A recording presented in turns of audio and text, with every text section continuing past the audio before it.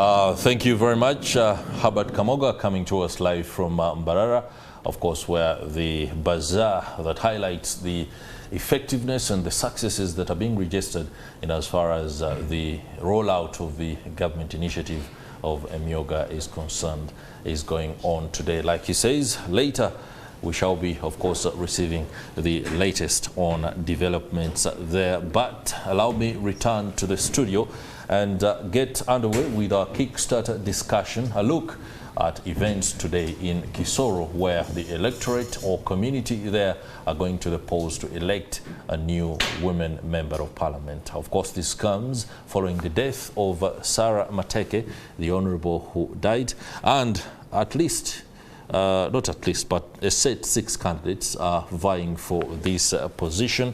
They include Aisha Chimpaye of the PPPP and Akifeza Grace Ngabirano, an independent, Juliet Masanase for the Forum for Democratic Change, Mebo Ungabire for the Uganda People's Congress, Rose Kabajenyi of the National Resistance Movement, as well as Sultana Salim of the National Unity Platform. This particular election comes on the backdrop of, well, new developments on the political scene, and it's expected that what comes out today will, of course, shape how things will be happening in that part of the country. The politics there are intense, and in studio this morning I have with me the spokesperson of the National Unity Platform, Alex Waiswa Mufumbiro. Many thanks for joining us. I'm very grateful, my brother. And here this morning. We also have Kassim Kamugisha, the Deputy Resident City Commissioner for Wakiso. Many thanks for joining us on the program. Thank you, Chris. Thank you, viewers, and good morning, Uganda. Gentlemen, what's happening today in Kisoro is a familiar script in Uganda's political theater. A by-election that comes almost halfway in term, of course occasioned by the death of Honorable Sarah Mateke. And the National Resistance Movement is particularly in a spot of bother, given the fact that the candidate, who is a flag bearer, is a former member of parliament, but an independent who chose to run after they were not successful in the primary of the National Resistance Movement appears to have a little bit of traction. What will happen later today is stuff that must be watched. But the dynamics in Kisoro are very peculiar. Religion, I'm told, is playing a major part, especially for the National Resistance Movement. I'll be coming to you very shortly on why the National Unity Platform is very positive, poised to take this poll. Positive, I must say. But take us, or give us a brief, given the dynamics within Kigezi region. What is at stake generally right now? The key factor is Kisoro today will, by the close of the day, shall have woman member of parliament elect. And therefore, I want to think that the best candidate takes it, and the flag bearer for NRM, for that matter, appears to have an upper hand. But of course, politics are quite tricky, and therefore anything can happen. But the position is she has got an upper hand. Now, you touched something very, very key, that there are suggestions of sectarianism in the politics going on in Kisoro. And I want to tell the whole country that what is happening in Kisoro, because even the president made comments about it, is not new in the politics of our country. Because at 1962, when we were becoming independent, the championing political parties were basically hinged on religion. You had UPC, which was 99% Anglican. Based. You had DP, which was 100% DP. Catholic, and therefore Kigezi was not spared, because the dominant regions in Kigezi are Anglican and Catholicism. Therefore, being reflected today in the election in Kisoro is because of what history has built within the country and within Uganda. Of course, the dominant voices are against the vice, but when you still have players who were part of the 1962 era and elections, those vices will always come up. And in 1980, I can remember vividly from history that there was even gerrymandering of constituencies in Chigezi, and especially Kabale Central, to cover a distance of 20 kilometers to capture a certain denomination. And the players then are still the players today, if you look at the whole picture broadly. And so what is at stake today in Chigeza and Kisoro is that we might end up being dragged into the era which we should be as a generation, because looking at Chris, looking at Waiswa, our generation should not be part of that really saga. So what is at stake is that we might end up dragging our sub-region, our country into an era which we should be as a generation despising, but at the same time decampaigning. So I want to ask the people of Kisoro that today send a message of reason. Vote for reason, vote for the best manifesto, but also vote for the survival of Chigezi, vote for the survival of Uganda. We have seen countries, a country like Yugoslavia, in the Balkan states, has disappeared from the world map because people looked at themselves as Czechs, Slovaks, and Yugoslavia was eaten up. Look at a country like our neighbor in Rwanda. There was a genocide which was built on sectarian tendencies. People couldn't see themselves as Rwandans. They saw themselves as a Tutsi and a Hutu. We end up having 1 million people butchered. Look at a country like Congo. What is happening in Congo is a result of sectarian politics within the state and government. And so my prayer would be that Chigezi says no to vices which can lead our country into chaos. Chigezi should say no to poison which can eat the entire Kisoro, but also the entire country of Uganda. Oh, thank you very much. Mr. Mufumbiro, I wanted that context because away from the euphoria that this particular by-election has caused, this is a community that has a history. It is, of course, one that he has highlighted, and I'm sure the National Unity Platform, in going into this particular poll, must have an understanding of what it offers in terms of ensuring that going forward, sectarian tendencies are not inflamed for the society or the community or the region, for that matter, to be more like a flashpoint. Do you see things the way he does? First of all, I want to thank my brother for his elaboration in terms of sectarianism, tribalism, the defeat of meritocracy. It's exactly what we are talking about, where people will look at certain other aspects despite the abilities of individuals in whatever they want to serve.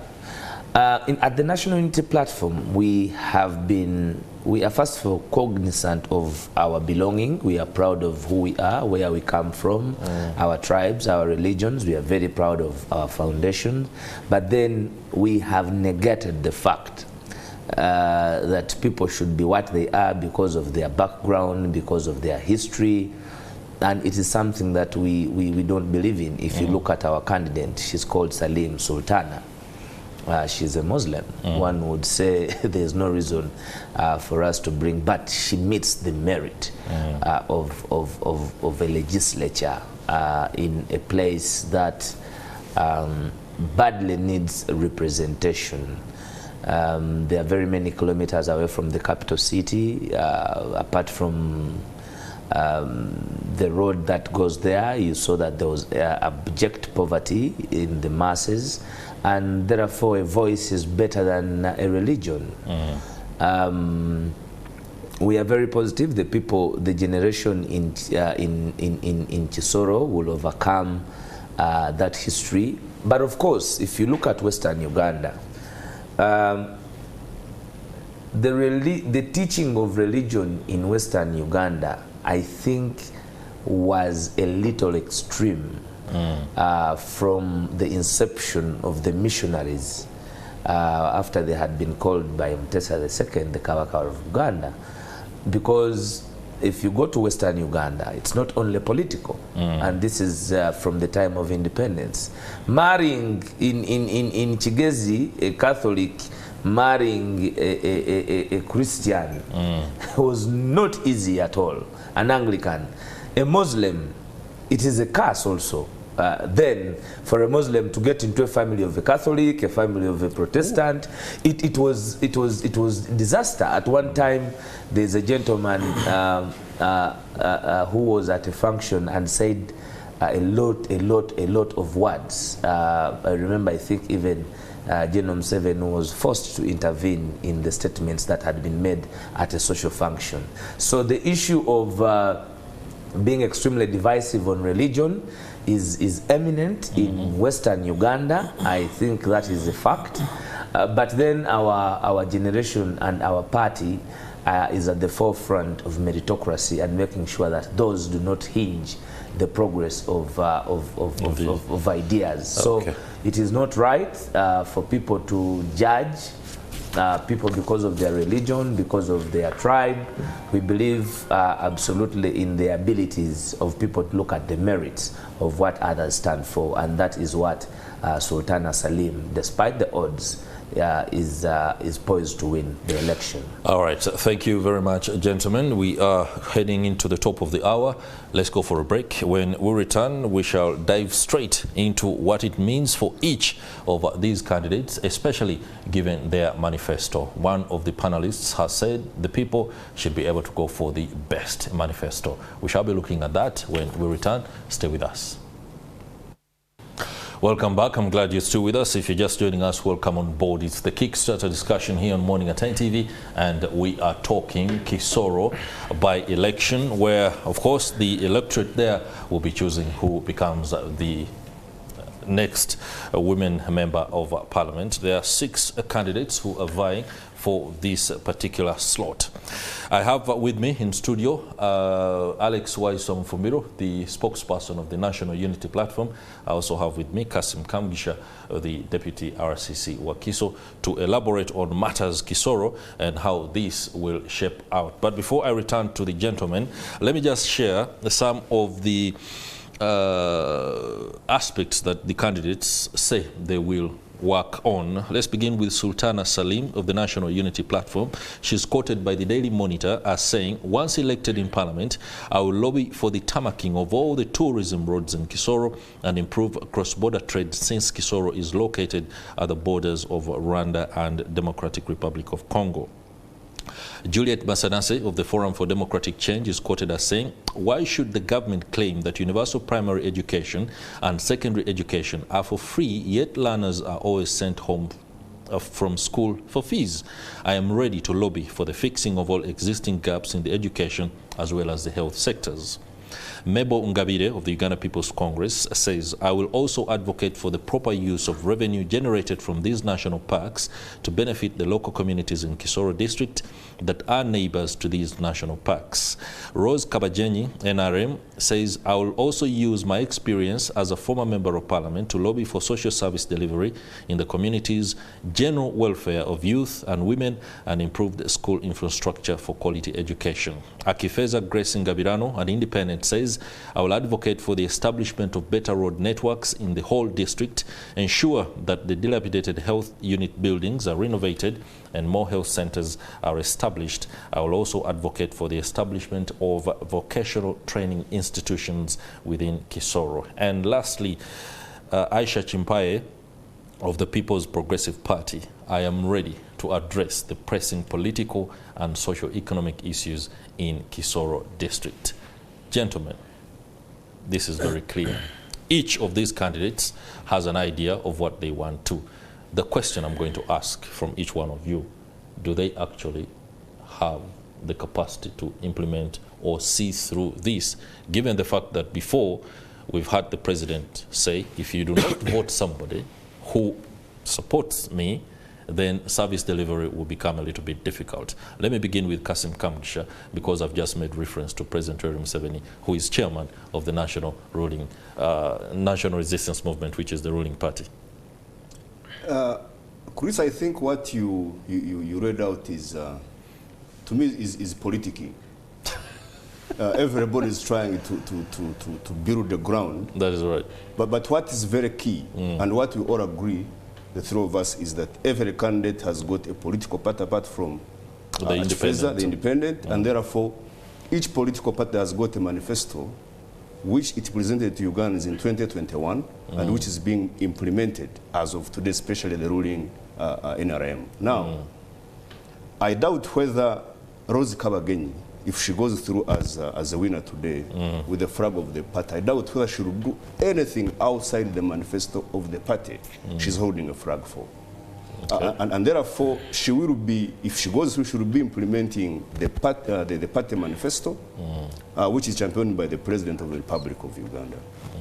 Likewise, if Salim went through, she will be providing alternative views on the floor of Parliament, so that in allocation of resources, of the government resources, maybe the view she has presented can be captured and financed.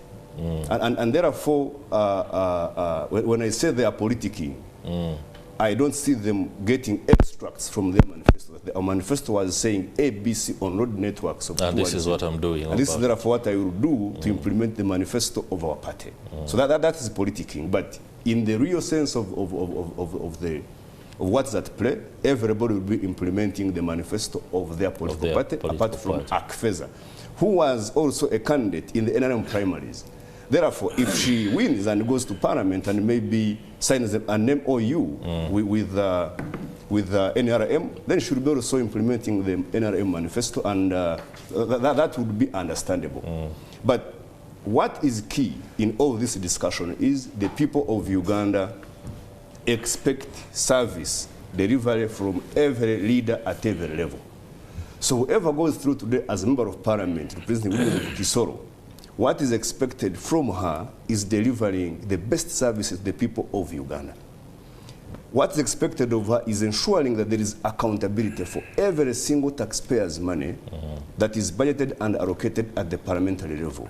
What is expected is consulting with electorates, so that whatever she will be legislating at the level of Parliament is reflecting what the people on the ground are saying or are yearning for. Okay. So leaving aside politicking, putting aside the aspirations which are personal, they should be telling us that our manifestos are these as political parties, and therefore when we go through, we shall be working within this. And for someone who talked about tourism roads, that should be, in my view, one of the key legislating points for any leader from Kigezi. All right. Because if you are talking about having Kabale as a city, tourism city, then therefore you need tourism roads, which are very key, though tourism is also seasonal.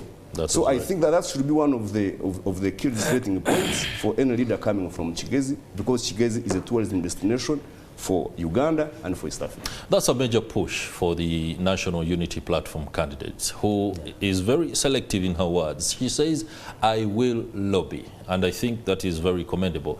But let me ask, what is the NUP lobby machine when it comes to working with the National Resistance Movement? No, she's not talking about the National Resistance Movement. She's talking about the legislating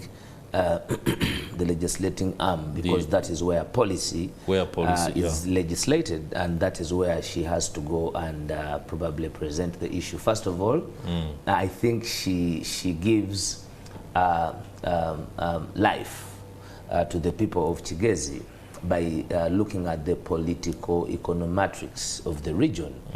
Kigezi is a distant, very distant place from the capital city. No, not very, because we drive and come back. At least some people will fail. You have a powerful vehicle which is brand new, so it's easy to run and back. But what I was trying to say is that by fact, it is not a place you will move in 2-3 hours. It is a place of 10, 8. Kisoro in particular is 9 hours. However, they have one of the greatest attractions the world desires. In Kisoro in particular, they have the Mugahinga. We have the gorillas there. The world acclaimed gorillas. And when I was traveling, the last time I traveled from the US back to Kampala, I sat near tourists. And incidentally, all of them were flying to Kigezi to go and have a look at all that stuff. And I was asking them how much it takes. And I think it was 70,000, about that, for that day when they go, each individual is supposed to pay a particular amount of money. And this is out of the other fees that are levied to a person coming as a tourist. And the studies at the National Unity Platform have been clear that we can actually get more money as a country from tourism, close to over even $5 billion US from tourism as a result of what we enjoy from God and as the Pearl of Africa. So if somebody speaks about tourism roads, the fact is that they have been denied that opportunity to blossom as a result of a broken infrastructure. The roads are very unfortunate, they are inaccessible, and the promise of the NRA has not been realized. In 2006, there were promises from the government that they will prioritize all the tourism roads that go to the parks, that give that advantage scenery to the tourists. It has not been done up to date, and this is why the people of Kisoro and the people of Kigezi are extremely bitter with the deceitfulness of the status quo for the last 38 years. And for a candidate to come out and present herself looking at, because the advantages of tourism to the people of Kisoro is that they are going to empower them financially. The people of Kisoro, if you have a lot of people coming into your country from the Western world, they are coming with dollars. They are coming to spend. They are not coming to do anything else. They are coming to spend. And it would be important for us to create more attraction to them.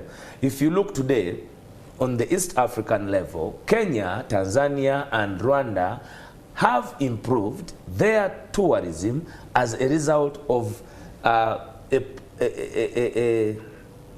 deliberate move by those countries to improve their infrastructure. If you go to places like now Tanzania, they have adopted a cable train to make it easy, because somebody coming from the Western world is envisioned with a lot of civility in matters of moving, transport, security, among others. They don't expect delays. And if you've got the commentaries from all the tourists, the challenges are on our infrastructure. It's not on the hospitality of the people, it is not on the existentiality of what they have come to see, but it is on accessibility the to factor these of production of transport. The accessibility to these places has been very, very difficult, and therefore affected the revenues of the nation, but also of the livelihood of the people. And for us at the National Unity Platform, we look more to things that will improve the livelihood of our people, because healthy people, stable people definitely will create a better human resource that will blossom the growth of the country. So in tourism, our party, our position, our policy is to ensure that we make it easy for those who want to come and see the beauty of the Pearl of Africa. All right, gentlemen, allow me to transition into the fact that the National Resistance Movement technically has two candidates in this race. Of course, given the fact that primaries were conducted and Rose Kabajenyi was elected, Akifeza Grace, who thought she should have won the primaries as flag bearer for the National Resistance Movement, has opted to run as an independent. The question to Kassim Kamugisha is, what does this do to the National Resistance Movement vote going forward, and of what, where does it leave the image of the politics within NRM, especially when it comes to accusations by Akifeza Grace that she lost but was rigged out? And then the question to Waiswa Mufumbiro on that is the tradition or the culture of independence coming forth after they've lost in primaries. Shouldn't there be a new reconstruction of the architecture, not to allow for people who have lost in primaries to contest, but to have an independent person making the decision right from the onset to be able to run as an independent, not only run after you have been beaten in a primary. I don't know whether that is an argument that has been occasioned upon the honchos within the corridors of the National Unity Platform. You will answer that question. But first, where does this leave the National Resistance Movement and its claim to democratic principles? To set the record straight and clear, I'm not a spokesperson of NRM. Okay. But NRM... Hey, by the way, my apologies for pushing the question, although you are a spokesperson of the National Resistance Movement. He knows. You're answering this question on account of being a person very familiar with the politics of the National Resistance Movement. For NRM Kabale municipality. There you are. Moving forward, NRM has got only one candidate within the race. That's right. And that is Rose Kabagenyi. And of course, you know, our roles of our country are quite, they are quite broad and open. That they left some doors open. That when you feel that you are not satisfied, one, you go to court, or you still exhaust your right to contest in an election without a political party. So therefore, the second candidate within the independent in Kisoro is exercising her democratic right to contest in an electoral process in Uganda as an independent. And so NRM has got one candidate and another candidate is independent as of today. But you pose the question that where does this leave the base of NRM? Because Kisoro is known to be ijana ku ijana, 100% NRM. And my thinking is that, as I said earlier, I'm optimistic that NRM will take this race. Because whereas there could be cracks, whereas there might have been disagreements, these are not the first disagreements in a by-election or in a normal election. They have been there, and we have seen political parties emerge with victory. And NRM is inclusive of those political parties. What would be very key now is for the party to move very swiftly, because between now and 2026, you do not have a year of being in the parliament and serving. Actually, it is from an election to primary elections for another woman member of parliament for Kisoro. So in my view, the party should move very, very quickly to close the gaps. Because the most disturbing thing is that the chairman of the NRM for Kisoro district, Dr. Mateke, is supporting an independent candidate. And these are historical people who have made contributions. That's right. Within the growth of Kisoro. Actually, within the cutting off of Kisoro from Kabale. Kisoro was part of Greater Kabale. So they have got an impact on the politics of the district. So the quicker the party moves to harmonize, the quicker the party moves to listen into the grievances of the independent candidate, the quicker the party moves to settle the scores, the better for it to galvanize for the 2026 election. Because for this one, we are speaking on a day when they are casting the vote. So even if the party began moving now, it might not change very many things. But now looking at the subsequent actions, the party should move very quickly so that the other block vote of the NRM is kept intact. Now, the suggestion, of course, therefore, is that whatever comes out of today should not push any of the two candidates, either Kabagenyi or Achifeza, out of the NRM political arena of Kisoro. They should remain because they have now established themselves as key political players for now and for the future. If they are ideologically clear in terms of harmonizing and solidifying the strength of the party, then they should be close and say, look here, we were in the primaries, A, B, C, D happens. The champions of what happened were Mufumbiro, were Sheikh Kassim, were Kuris. Can we sit down and say, we forget the history, but it teaches us lessons? Okay. That will be the best approach for the future of Kisoro, but also for the future of Chigezi, where we are hearing allegations of tribal sentiments, allegations of religious sentiments, which are not new within the politics of Chigezi and our country. And therefore, the generation of the Rose and the Achifeza, they are quite younger. They are within their 30s, 40s.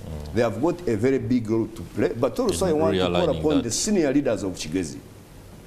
Senior leaders, because we have had 2 prime ministers emeritus. I would want to see them take on the idea which the president pushed forward of harmonizing but also negating politics of religion. They should take a lead. All right. And give guidance and leadership to the politics of Chigezi, because as they are phasing out, there is what they fought, which must be consolidated. That is right. And this is their time to come out and say, here we are, we have been divided, but we should move collectively as a region. Mufumbiro, he's very passionate when it comes to making that a case, but as National Unity Platform, it plays well that the National Resistance Movement finds itself in this spot of bother, where an independent has a chance of taking the fight to the party flag bearer. It could work within the National Unity Platform's advantage. I do not know whether you are set to take the positives out of it and galvanize on that to win the election today? Of course, there are visible disorganization is an advantage because the machinery is divided on how to handle the opponents. When they are not united, it is easier to maneuver because you still know that there is power of the military in this election. The reason we did not do our last activities is because the Special Forces Command requested us that we should not, our leader should not be in Kisoro yesterday because another leader would be there, and it was hard for them to handle both leaders according to their intelligence. That is why yesterday we were not in Kisoro, despite the fact that we had poised that would also be there for another second day. So for us, our problem is not so much onto their disorganization, but how to maneuver the militarism, the intimidation that is now very visible on ground. Of course, it is quite unfortunate that people still fail to realize that they should not align themselves to the deceitful regime for the last 38 years. If you have been promised things like roads, like hospitals, like good schools for 38 years and you don't realize any, even to fight, to exist in those platforms, it would be very deplorable. Why would one struggle to be on a platform that has negated the plight of the people for the last 38 years? For me, that disturbs me, but then gives us the odds of having our candidate maneuver through that election for as long as the militarism aspect and the rigging aspect that has always been manifested. Like you said, this is business as usual in the by-elections. We all know what happened in Kayunga, we know what happened in Omoro and all those other by-elections that we have had. In Kayunga, Genome 7 said that he orders the last dance, the last laugh, whether you danced yourself to what tune, he will be the last one to make a decision who the winner is. So the good thing is that for us, we have cohesion within the rank and file of our people in Chigezi. We have put up a formidable team. You see, we have the best issues. We are talking about what surely should be done for the people of Kisoro. It's about tourism, and we believe that should be the turning point for their lives. It's supposed to be the system that helps them, because they have quite, if you've been to Switzerland and you go to Kisoro, the difference is that there is no infrastructure in Kisoro, but the environment the environment is pretty much the same. As amiable, as beautiful as anybody who has been to Switzerland. And I want to thank my leader, who is well exposed and traveled, who told the people of Kisoro that actually, if we took power in very few years, Kisoro would be like Switzerland. All right. Thank you very much, gentlemen. We are out of time. I would love to give each of you a minute to do the wrap. Let me begin with Kassim, and also in that wrap, talk about the fact that the Electoral Commission doesn't have a lot of space, so they are shifting where they will be conducting business today. That is, the Tally Center will not be at the Electoral Commission offices, but at the District Council Hall. I think that's not a bad idea, the district council hall alone can do pretty much a good job. But wrap this up on... I want to thank the people of Kisoro that the far they have gone within this election. It has been quite peaceful, and of course, at a broader picture, I like it when my brother says militarism, but he's saying they requested. Now, when a military man is requesting you, then it ceases to be militarism.